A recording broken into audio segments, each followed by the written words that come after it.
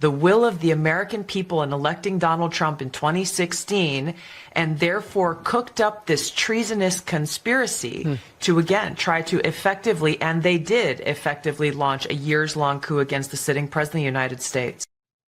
Wow.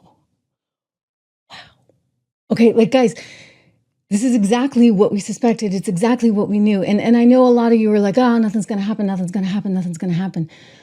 I think something's going to happen.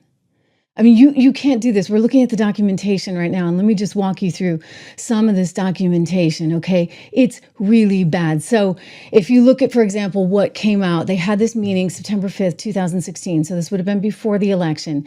And basically, they had all this intelligence that suggested, yes, Russia was trying to mess with us, but Russia was not doing anything different than it normally does. And by the way, we do with them and everyone else. Like, this is how the game is played, okay? Hello.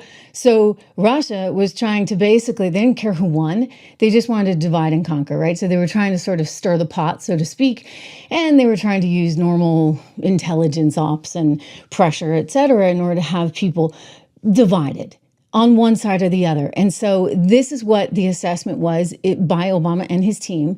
An FBI official asked for a change in a draft of a potential ICA, Intelligence Community Association, on cyber threats. And they wrote on September 5th, 2016, the way it currently reads, it would indicate that we have a definitive information. It would indicate that we have definitive information that Russia does intend to disrupt our elections, and we are uncomfortable. This is the FBI, okay? We are uncomfortable making that assessment at this point.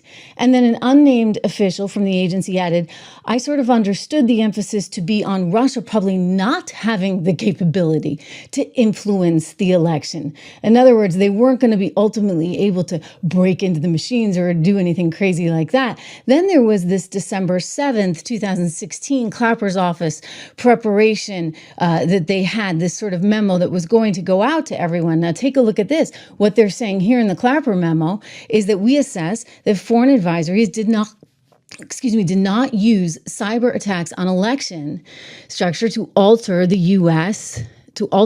presidential election outcome this year. And they go on to say we have no evidence of cyber manipulation of election infrastructure intended to alter results. Okay, so that's sort of them again saying there's really nothing there, guys. And all of a sudden the next day on December 8th, you have officials that had texts that read that they had prepared, Russian and criminal actors did not impact recent U.S. election results by conducting malicious cyber activities against election infrastructure. Now, the wording was scheduled apparently to be entered into a public report, but all of a sudden there was this confidential briefing that Barack Obama called on December 9th. Okay, so one day later. And Comey's FBI on the afternoon of the 8th, when they were going to release this thing saying, hey, nothing malicious happened, they all of a sudden withdrew and they said, no, we're not going to sign off on that. So that's a little weird, right?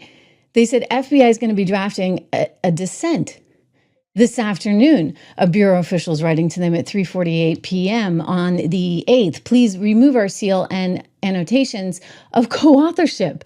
And then an hour later, you get an official from Clapper's office axing this notification for, quote, the time being, based on some new guidance that they're getting. We are going to push back. We're going to push back on the notification of the PDB, and it will not run tomorrow and is not likely to run next week. In other words, it would never run at all. It would never run because, you see, it was not in their interest. Here is the meeting that then took place. This would have been on December 9th. And just take a look. And this is all, again, declassified by Tulsi. And if you look at the list here, I mean, it's like a who's who. You get Susan Rice, who, by the way, after this meeting, drafted herself an email, sent herself an email saying over and over again, the president made it really clear he didn't want any kind of intelligence abuses. We were to use it totally like by the book stuff. It's like, lady, come on. Is that a CYA move or what?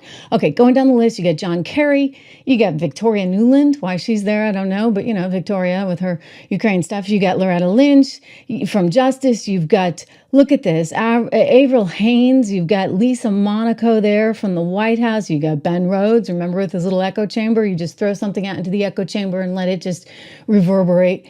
ricochet off the walls, and everybody, all these reporters will start telling themselves the same thing. You had the FBI's Andrew McCabe, you've got James Clapper from DNI, you've got CIA's John Brennan, who was the one who helped concoct that ridiculous letter saying the Hunter Biden laptop was nothing but about a bunch of misinformation from the Russians. I mean, these people are bad. Like, helped concoct that ridiculous letter saying the Hunter Biden laptop was nothing but about a bunch of misinformation from the Russians. I mean, these people are bad. Like, this is bad. Bad. Forgive me. I'm in kind of cramped quarters here. Bad stuff. Okay?